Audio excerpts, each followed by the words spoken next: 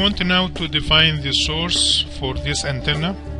To define the source, we will use the source table from the physics menu.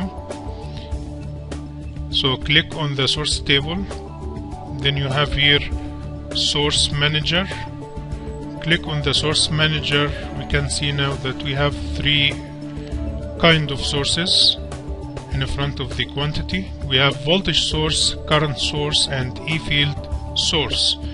We want for this example we need the current source because we want to put the current source on the microchip line. So click on the current. Now click on add new.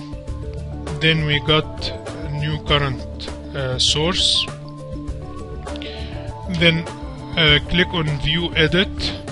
Now in view edit we have here it shows us that the current source is modulated Gaussian pulse, and the source that is used in CHRONOS is modulated Gaussian pulse, and we have here F minimum and F maximum, so the user can enter what is the frequency band for this current source. So it is current source in the time domain, and it has a spectrum within the frequency band from F minimum to F maximum.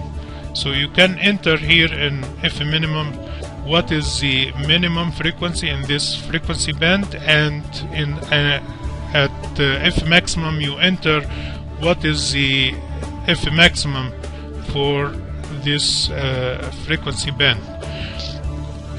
So for this example we have 1 gigahertz. We can take 1 gigahertz as F minimum, and we need to put 15 gigahertz because it is ultra wideband printed antenna. And if you want to plot the source in the time domain, click plot source.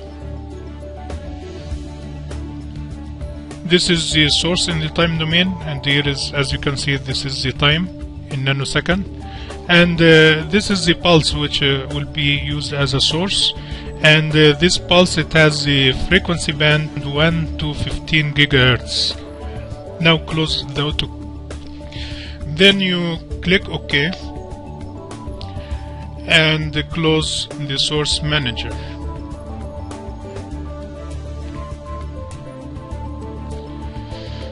After assigning the source from the source table, now we need to assign the source to the microchip line, and to do that we have in the physics menu we have imports and we have outports as well. So if you wanted to assign this signal to the microchip line, then you have to use it from the import, and then you can from this you can assign it to the microchip line.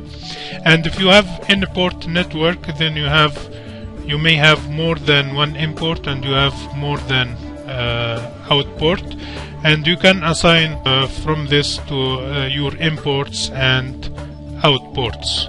Since we are interested in calculation of the S parameters, then we can go from here physics global settings, and we choose ZYS matrix. So if we choose ZYS matrix, that means the solver will calculate for us Z, Y and S matrices, and we can look at any of these parameters.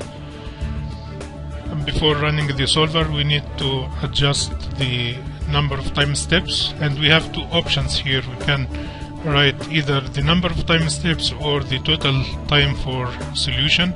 Let us take 7,000 time steps, and actually for this problem it can be solved using only 3,000 or 4,000 time steps, since it is not a problem like the cavity resonators, which needs many time steps.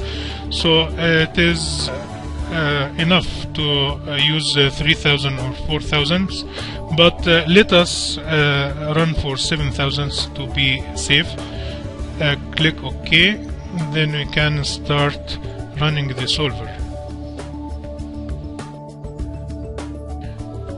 now the solver is preparing and generating the mesh. Now the solver is starting running.